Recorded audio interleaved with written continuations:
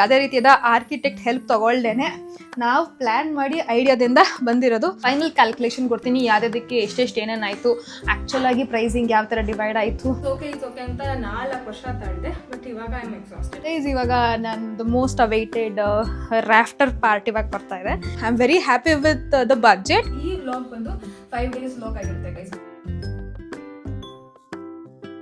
Hey everyone, welcome to Daksha Gowda channel. ನಿಮ್ಮೆಲ್ಲರೂ ನನ್ನ ಕಡೆಯಿಂದ ಲೋಡ್ಸ್ ಆಫ್ ಪ್ರೀತಿ.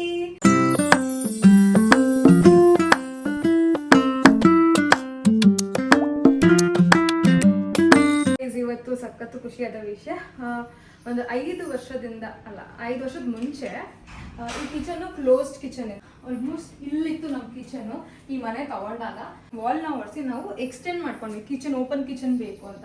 ಯೂಶುವಲ್ ಆಗಿ ನನ್ಗೆ ಏನು ಪ್ರಾಬ್ಲಮ್ ಬರ್ತೈತೆ ಅಂದರೆ, ಹಾಲಲ್ಲಿ ಯಾರೇ ಬಂದು ಕುತ್ಕೊಂಡ್ರು ಅಲ್ಲಿಂದ ಇಲ್ಲಿ ನೋಡಿದಾಗ ಓಪನ್ ಕಿಚನ್ ಇರೋದ್ರಿಂದ ನಮ್ಮ ಇಂಡಿಯನ್ ಫ್ಯಾಮಿಲಿ ಇದಲ್ವಾ, ನಿಮಗೆ ಗೊತ್ತು ಪ್ರಾಬ್ಲಮ್ಮು.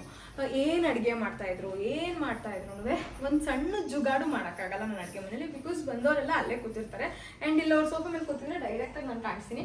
ಮನೆಯವರಿದ್ದಾಗ ನನಗೇನು ಅನ್ನಿಸ್ತಾ ಇರಲಿಲ್ಲ, ಪ್ರಾಬ್ಲಮ್ ಏನೂ ಅನ್ನಿಸ್ತಾ ಇರಲಿಲ್ಲ.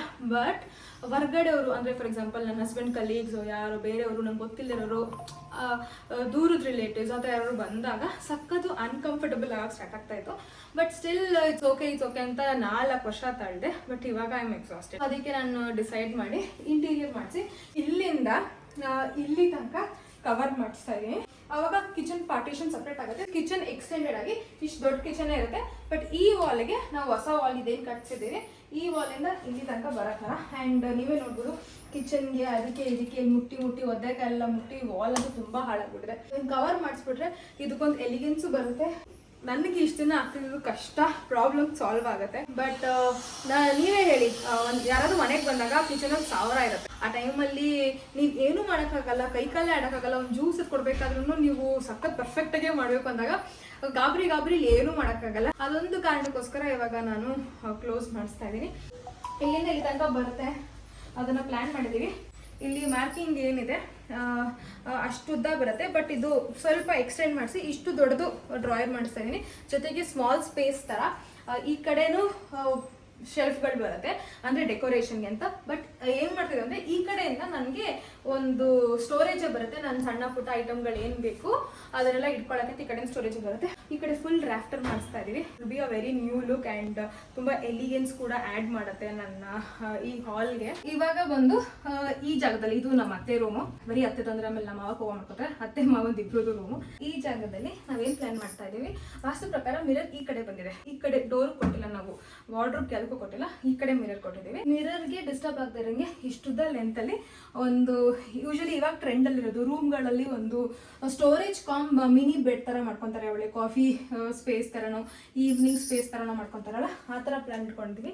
ಇಲ್ಲಿಂದ ಇಲ್ಲಿಗೊಂದು ಕವರ್ ಮಾಡಿಸ್ತಾ ಇದ್ದೀವಿ. ಈ ವ್ಲಾಗ್ ಬಂದು 5 days ವ್ಲಾಗ್ ಆಗಿರುತ್ತೆ ಗೈಸ್. ಬಿಕಾಸ್ ಪ್ರತಿದಿನ ಏನೇನು ಆಗ್ತಾ ಇದೆ ಅನ್ನೋದನ್ನ ಅಪ್ಡೇಟ್ ಮಾಡಿಕೊಂಡು ಈ 5 ದಿನದ್ದು ಫುಲ್ ವ್ಲಾಗ್ನ ಕವರ್ ಮಾಡಿರ್ತೀನಿ. ಸೊ ನೀವೇ ನೋಡ್ತೀರಾ ಯಾವ ಥರ ಈ ಜಾಗ ಫುಲ್ ಟ್ರಾನ್ಸ್ಫಾರ್ಮ್ ಆಗುತ್ತೆ, ಇದು ಮತ್ತು ನಮ್ಮ ಕಿಚನ್ ಹೆಂಗೆ ಟ್ರಾನ್ಸ್ಫಾರ್ಮ್ ಆಗುತ್ತೆ ಅಂತ ನೀವೇ ನೋಡ್ತೀರಾ. ಆ್ಯಂಡ್ ಇಲ್ಲಿ ನೋಡಿ, ಇಲ್ಲಿ ನಮಗೆ ಈಚೆಗಡೆ ಫುಲ್ಲು ಗಿಡಗಳಿದೆ, ಒಂದು ಒಳ್ಳೆ ವ್ಯೂನೇ ಕೊಡುತ್ತೆ, ಸಕ್ಕತ್ತಾಗಿರುತ್ತೆ. ಇಲ್ಲಿ ಕುತ್ಕೊಂಡ್ರು ಒಂದು ಈವ್ನಿಂಗು ಅಥವಾ ಕಾಫಿ ಥರ ಫೀಲ್ ಮಾಡ್ಕೊಂಡು ಇಲ್ಲಿ ಕುತ್ಕೊಂಡ್ರು we have a very nice, ನಾನೇ ಬೆಳೆಸಿರೋಂಥ ಗಿಡಗಳು ಅದೆಲ್ಲ ಇರುತ್ತೆ.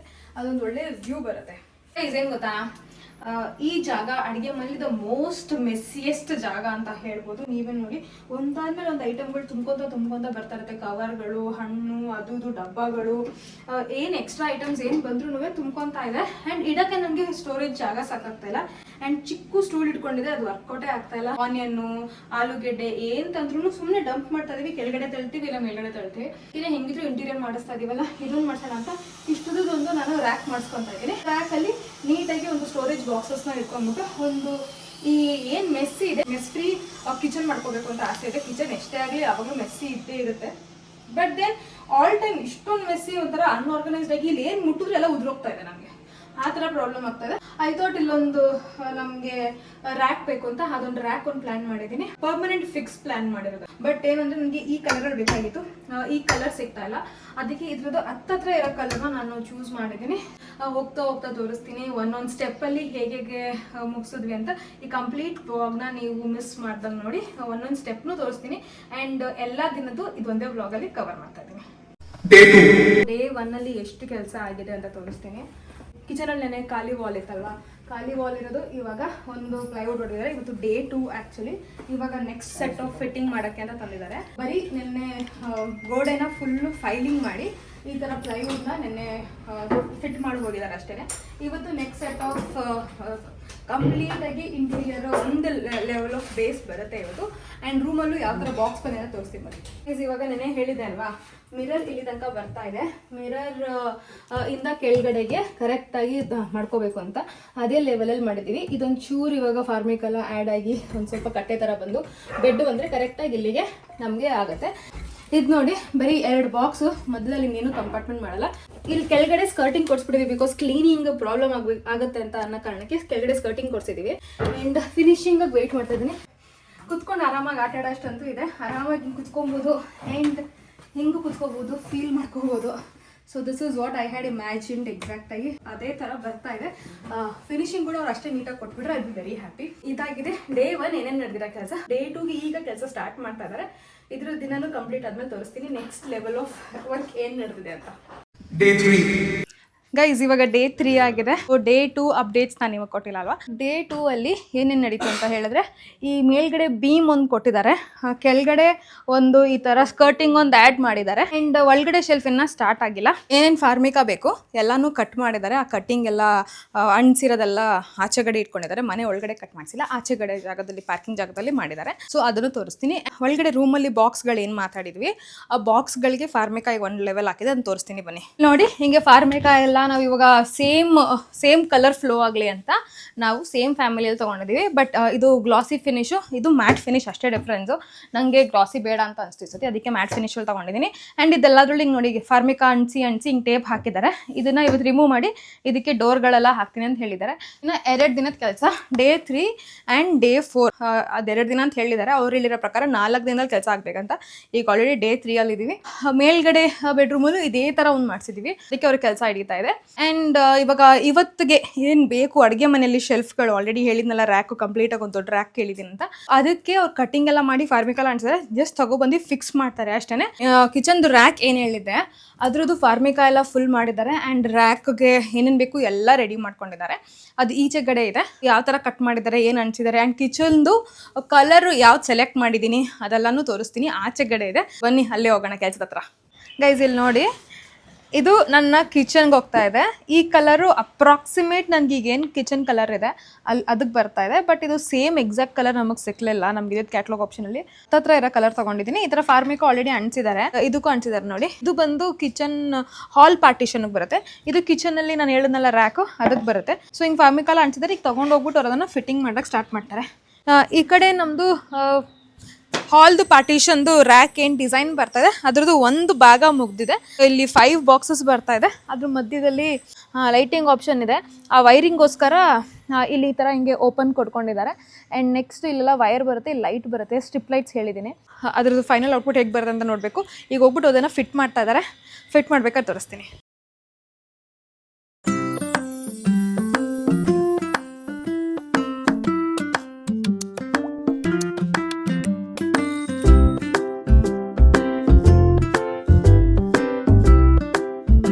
ಡೇ 4 ಗೈಸ್, ಇವತ್ತು ಡೇ 4 ಡೇ 3ದು ಅಪ್ಡೇಟ್ಸ್ ಕೊಡ್ತೀನಿ ನಾನು. ನಿನ್ನೆ ಎಷ್ಟು ಕಂಪ್ಲೀಟ್ ಆಗಿದೆ ಅಂತ. ಇನ್ನು ಇದನ್ನು ಫರ್ನಿಚರ್ ಇಂಟೀರಿಯರ್ ಮಾಡೋರು ಏನೋ ಬಂದಿಲ್ಲ, ಅದಕ್ಕೋಸ್ಕರ ಇವತ್ತಿನ ಕೆಲಸ ಏನೋ ಸ್ಟಾರ್ಟ್ ಆಗಿಲ್ಲ. ನಿನ್ನೆ ಕೆಲಸದ ಬಗ್ಗೆ ಹೇಳ್ತೀನಿ ನೋಡಿ. ಈ ಥರ ಶೆಲ್ಫ್ ಎಲ್ಲ ಕುಣಿಸಿದ್ದಾರೆ, ಚೆನ್ನಾಗಿ ಕುಣಿಸಿದ್ದಾರೆ. ಹಿಂಗೆ ಶೆಲ್ಫ್ ಆಗಿದೆ. ಈ ಕಡೆ ನಮ್ಮದು ರಾಫ್ಟರ್ ಏನು ಬರ್ತಿದೆ ಅದಕ್ಕೆ ಬೇಸ್ ಹಾಕ್ಕೊಂಡಿದ್ದಾರೆ. ವೈರಿಂಗ್ ನಡೀತಾ ಇದೆ. ವೈರಿಂಗ್ ಇಲ್ಲಿ ಎಲ್ಲ ಲೈಟ್ಸ್ ಬರಲಿ ಅಂತ ಪ್ಲ್ಯಾನ್ ಇದೆ, ಅದು ನಡೀತಾ ಇದೆ. ಆ್ಯಂಡ್ ಈ ಥರ ನೋಡಿ ಫಾರ್ಮಿಕಾ ಎಲ್ಲ ಅಂಟಿಸಿದ್ದಾರೆ.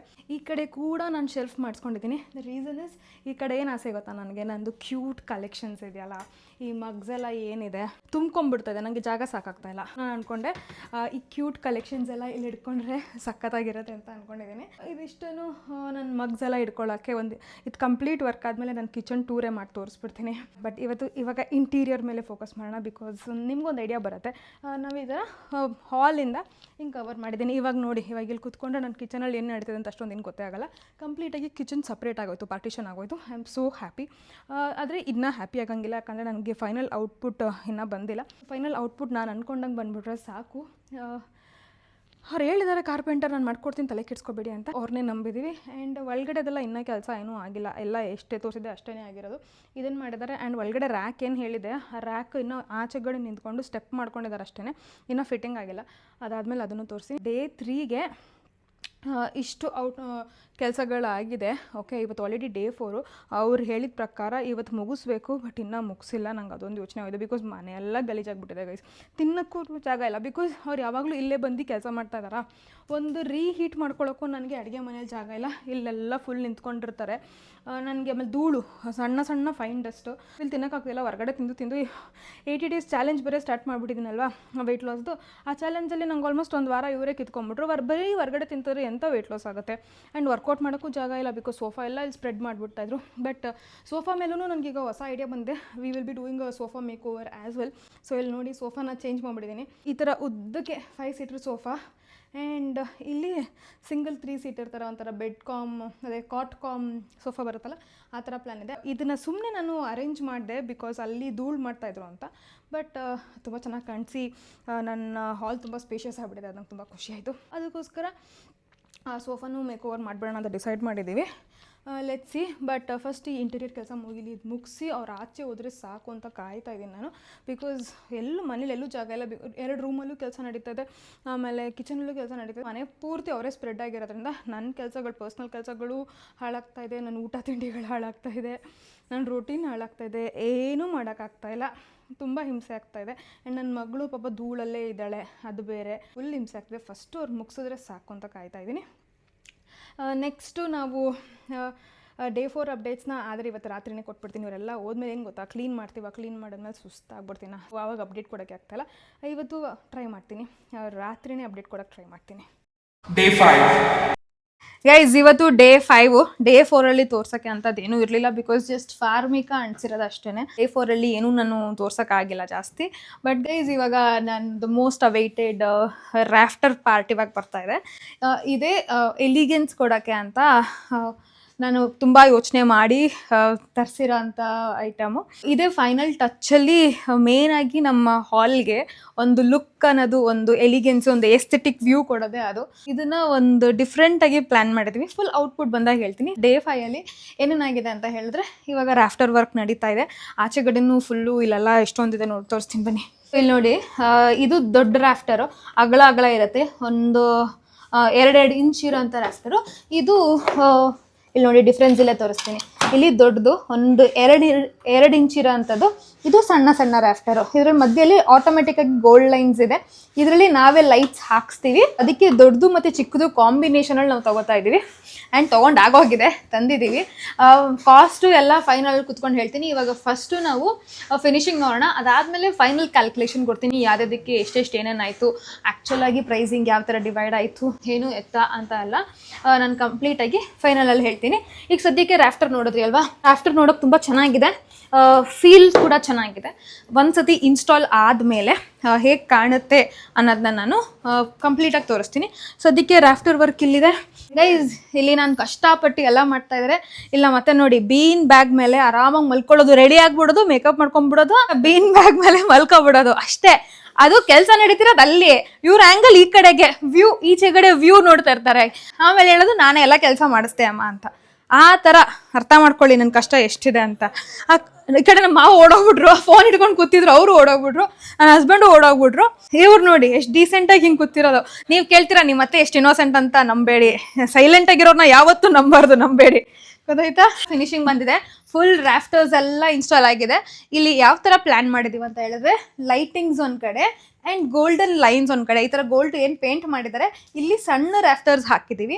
ಆ್ಯಂಡ್ ಇಲ್ಲಿ ಬಂದ್ಬಿಟ್ಟು ದೊಡ್ಡ ರಾಫ್ಟರ್ಸ್ ಹಾಕಿದ್ದೀವಿ. ಬಿಕಾಸ್ ನಮಗೆ ಲೈಟಿಂಗ್ ಬೇಕಾಗಿತ್ತು. ಆ್ಯಂಡ್ ಆ ಲೈಟು ಪೂರ್ತಿ ಬೇಕಾಗಿರಲಿಲ್ಲ, ನಮಗೆ ಬರೀ ಅರ್ಧಕ್ಕೆ ಲೈಟ್ ಬಂದರೆ ಸಾಕಾಗಿತ್ತು. ಆಲ್ ಲೆಂತಲ್ಲಿ ಲೈಟ್ ಹಾಕಿದ್ದೀವಿ. ಆ್ಯಂಡ್ ಈ ಕಡೆ ಎಲ್ಲ ಆ ಲೈಟ್ ಎನ್ಹಾನ್ಸ್ ಆಗಲಿ ಅಂತ ನಾವೇನು ಮಾಡಿದ್ವಿ, ಇಲ್ಲಿ ನಾವು ಗೋಲ್ಡ್ ಲೈನ್ಸ್ನ ಕೊಟ್ಟಿದ್ದೀವಿ.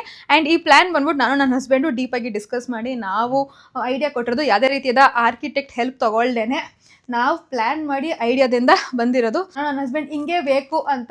ಆ್ಯಂಡ್ ನಮ್ಮ ಫ್ಯಾಮಿಲಿ ಫೋಟೋ ಮೇಲ್ಗಡೆ ಮೊದಲು ವಾಲಲ್ಲಿತ್ತು, ಇವಾಗ ಇದ್ರ ಮೇಲ್ ಬಂದಿದೆ. ಇದು ನೋಡಿ, ಇಲ್ಲಿ ಆ್ಯಂಟಿಕ್ ಪೀಸಸ್ನ ಇಡಬೇಕು ಅಂತ ನಾವು ಶೆಲ್ಫ್ಸ್ ಮಾಡಿದ್ದೀವಿ. ಇದರಲ್ಲಿ ಒಂದು ಟ್ವಿಸ್ಟ್ ಕೂಡ ಇದೆ, ನಾನು ಆ ಕಡೆ ತೋರಿಸ್ತೀನಿ ಇದೇನು ಅಂತ ಆಮೇಲೆ ಹೇಳ್ತೀನಿ ನಿಮಗೆ. ಇದಾಗಿದೆ ನಮ್ಮ ಪಾರ್ಟಿಷನ್ನು. ನಮ್ಮ ಹಾಲಲ್ಲಿ ಹಿಂಗೆ ನೋಡಿದಾಗ ಡೈರೆಕ್ಟಾಗಿ ಏನು ಕಿಚನ್ ಕಾಣ್ತಾ ಇತ್ತು, ಇವಾಗ ಆ ಥರ ಡೈರೆಕ್ಟಾಗಿ ಕಿಚನ್ ಕಾಣಲ್ಲ, ಕಿಚನ್ನೇ ಸಪ್ರೇಟಾಗಿ ಹೋಗಿದೆ. ಆ್ಯಂಡ್ ಈ ಥರ ಪಾರ್ಟಿಷನ್ ಬಂದಿದೆ. ಆ್ಯಂಡ್ ಇವಾಗ ಲೈಟ್ಸ್ ಆನ್ ಮಾಡಿ ತೋರಿಸ್ತೀನಿ ಯಾವ ಥರ ಲುಕ್ ಬರುತ್ತೆ ಅಂತ. ಇದು ಬಂದು ನೋಡಿ ಈ ಥರ ಒಂದೊಂದು ಶೆಲ್ಫ್ಸ್ಗೂ ಏನಿದೆ ಅಲ್ಲಿ ನಾವು ಇದು ಕೊಟ್ಟಿದ್ದೀವಿ, ಸಿಂಗಲ್ ಸ್ಟ್ರಿಪ್ ಲೈಟ್ ಕೊಟ್ಟಿದ್ದೀವಿ. ಆ್ಯಂಡ್ ಕಂಪ್ಲೀಟ್ ಸ್ಟ್ರಿಪ್ ಲೈಟ್ ಹಿಂಗೆ ಫ್ಲೋ ಆಗಿದೆ. ಇಲ್ಲೇ ಮೊದಲೇ ಹೋಲ್ ಮಾಡಿ ಜಾಗ ಮಾಡ್ಕೊಂಡಿದ್ವಿ, ಅದು ಹಿಂಗೆ ಪಾಸ್ ಆಗಿದೆ. ಆ್ಯಂಡ್ ಈ ಥರ ಲುಕ್ ಕೊಡುತ್ತೆ. ಒಂದೊಂದು ಆ್ಯಂಟಿಕ್ ಪೀಸ್ ಇಟ್ಟಾಗ ಸಂಜೆ ಹೊತ್ತು ಒಂದು ಒಳ್ಳೆ ಪಾಸಿಟಿವ್ ವೈಬ್ ಕೊಡುತ್ತೆ. ಆ್ಯಂಡ್ ಇದ್ರ ಜೊತೆಗೆ ಈ ರಾಫ್ಟರ್ ಲೈಟ್ಸು ಈ ಥರ ಬರುತ್ತೆ ನೋಡಿ. ರಾಫ್ಟರ್ ಲೈಟ್ಸು ಅಷ್ಟು ಎಲಿಗೆಂಟಾಗಿ ಕಾಣುತ್ತೆ ಅಂದರೆ I am very happy with the budget and with the costing. Complete budget costing ಎಲ್ಲನೂ ನಿಮ್ಗೆ ಹೇಳ್ತೀನಿ ನಾನು. ಫಸ್ಟ್ ಏನೇನು ವರ್ಕ್ ಆಗಿದೆ ಅಂತ ತೋರಿಸ್ತೀನಿ. ಈ ವರ್ಕ್ ಎಲ್ಲ ಆಗಿರೋದಕ್ಕೆ ಇಷ್ಟಕ್ಕಿಷ್ಟು ದುಡ್ಡು ಕೊಡ್ಬೋದಾ ಅನ್ನೋದು ನೀವೇ ಹೇಳಿ. ಇದಿದೆ ನಮ್ಮ ಔಟ್ಲುಕ್ ನೋಡಿ. ನಮ್ಮ ಫೋಟೋ ಫ್ರೇಮ್ ಮೇಲ್ಗಡೆ ಒಂದು ಸ್ವಲ್ಪ ಲೈಟ್ಸ್ ಬರುತ್ತೆ, ಫೋಟೋ ಫ್ರೇಮ್ ಕೆಳಗಡೆ ಈ ಥರ ಫ್ಲೋಯಿಂಗ್ ಲೈಟ್ಸ್ ಬರುತ್ತೆ. ಇದಾಗಿದೆ ನಮ್ಮ ಕಂಪ್ಲೀಟ್ ಲುಕ್ಕು.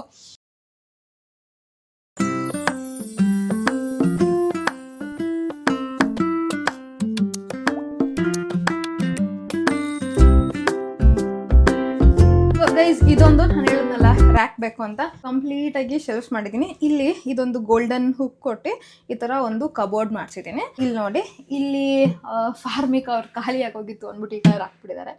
It's okay. ಕೆಳಗಡೆ ಒಂದು ಶೆಲ್ಫ್, ಈ ಕಡೆ ಇಲ್ಲಿ ನನಗೆ ಈರುಳ್ಳಿ ಆಲೂಗೆಡ್ಡೆ ಎಲ್ಲ ತುಂಬಾನೇ ನನಗೆ ಈ ಫ್ಲೈಸ್ ಬರ್ತಾ ಇತ್ತು, ಫ್ರೂಟ್ಸ್ ಎಲ್ಲ ಇಡಕ್ಕೆ ತುಂಬಾ ಹಿಂಸೆ ಆಗ್ತಾ ಇತ್ತು. ದಿಸ್ ವಿಲ್ ಬಿ ಮೈ ಈರುಳ್ಳಿ ಆಲೂಗೆಡ್ಡೆ ಬೆಳ್ಳುಳ್ಳಿ ಆ್ಯಂಡ್ ಹಣ್ಣುಗಳು ಎಲ್ಲ ಇಡೋಕ್ಕೆ ಅಂತ ಈ ಜಾಗನ ಯುಟಿಲೈಸ್ ಮಾಡ್ತೀನಿ. ಫ್ಲೈಸ್ನೆಲ್ಲ ಅವಾಯ್ಡ್ ಮಾಡ್ಬೋದು ಆ್ಯಂಡ್ ನೀಟಾಗೂ ಕಾಣುತ್ತೆ. ಈ ಜಾಗ ಬಂದು ನನಗೆ ಈ ಥರ ಉದ್ದುದ್ದು ಮಷೀನ್ಸ್ ಏನಿದೆ ಹೋಗ್ತಾ ಬರ್ತಾ ನಾನು ಕಿಚನ್ ಗ್ಯಾಡ್ಜೆಟ್ಸ್ ಅದು ತಾನೆ ಇರ್ತೀನಲ್ವ, ನಂಗೆ ಹಾಳಾಗ್ತಾ ಇತ್ತು. ಅದಕ್ಕೋಸ್ಕರನೇ ಮೇನಾಗಿ ಬೇಕಾಗಿತ್ತು ಇಲ್ಲಿ ಈ ಥರ ಉದ್ದುದ್ದು ಗ್ಯಾಜೆಟ್ಸ್ ಏನಿರುತ್ತೆ ಆ ಥರ ಗ್ಯಾಜೆಟ್ಸ್ಗೆ ಅಂತ ಇದೊಂದು ಮಾತ್ರ ನಾನು ಉದ್ದ ಬಿಟ್ಕೊಂಡಿದ್ದೀನಿ. ಇನ್ನು ಇದೆರಡು ನಾರ್ಮಲ್ ಲೆಂತ್ಗೆ ನಾರ್ಮಲಾಗಿ 1 ಫೀಟ್ಗೆ ಏನು ಮಾಡ್ತಾರೆ ಅದನ್ನೇ ಮಾಡಿಸಿದ್ದೀನಿ. ಇಲ್ಲಿ ಚಿಕ್ಕ ಚಿಕ್ಕ ಗ್ಯಾಜೆಟ್ಸ್ ಎಲ್ಲ ಇಲ್ಲಿ ಒಳಗೋಗುತ್ತೆ ಈ ಥರ. ಆ್ಯಂಡ್ ಉದ್ದುದ್ದು ಮಾತ್ರ ಇಲ್ಲಿ ಬರುತ್ತೆ. ಇನ್ನು ನೆಕ್ಸ್ಟ್ ಯಾವ್ದು ಉದ್ದುದ್ದು ಬಂದ್ರೂ ಇನ್ ಕೇಸ್ ಅದು ಇಲ್ಲಿ ಜಾಗ ಸಫಿಷಿಯೆಂಟ್ ಆಗಿದೆ, ಇನ್ನೊಂದು ಗ್ಯಾಜೆಟ್ ಈಸಿಯಾಗಿ ಫಿಟ್ ಆಗುತ್ತೆ. ಆ್ಯಸ್ ಆಫ್ ನೋ ನಾನು ಜ್ಯೂಸರ್ ಮಾತ್ರ ಇಲ್ಲಿ ಇಟ್ಟಿದ್ದೀನಿ. ಇನ್ನು ನಾವು ಅರೇಂಜ್ ಮಾಡಿಲ್ಲ, ಈಗ ತಾನೇ ಕೆಲಸ ಮುಗ್ದೆ ಇಮಿಡಿಯೇಟಾಗಿ ನಿಮಗೆ ತೋರಿಸ್ತಾ ಇದ್ದೀನಿ. ಕಂಪ್ಲೀಟಾಗಿ ಆರ್ಗನೈಸ್ ಮಾಡಿ ಒಂದಿನ ಅದನ್ನೇ ಕಿಚನ್ ಟೂರೇ ಮಾಡ್ತೀನಿ. As of now this shelf ಏನಿದೆ ನಂಗೆ ಸಖತ್ ಅಂದರೆ ಸಖತ್ತು ಇಂಪಾರ್ಟೆಂಟ್ ಇದ್ದು ನೆಸೆಸಿಟಿ ಇತ್ತು. ಬಿಕಾಸ್ ಇಲ್ಲಿ ತುಂಬ ಶಾಬಿಯಾಗಿರ್ತಾ ಇತ್ತು. ಇಲ್ಲಿಂದ ಆ ಶಾಬಿ ಪ್ರಾಬ್ಲಮ್ ಕ್ಲೋಸ್. ಒಂದ್ಸತಿ ಎಲ್ಲ ಸ್ಟಾಕ್ ಮಾಡಿ ನೀಟಾಗಿ ಜೋಡಿಸಿ ಆರ್ಗನೈಸ್ ಮಾಡಿದ್ಮೇಲೆ ಒಂದು ಕಿಚನ್ ಟೂರೇ ಮಾಡ್ಬೋದು. ಆ್ಯಸ್ ಆಫ್ ನಾವು ಕಿಚನ್ ಟೂರ್ ಮಾಡಿಲ್ಲ ಅಲ್ವಾ, ಕಿಚನ್ ಕಂಪ್ಲೀಟಾಗಿ ಹೇಗೆ ಕಾಣುತ್ತೆ ಅಂತ ಒಂದು ಟೂರ್ ಮಾಡ್ಬೋದು.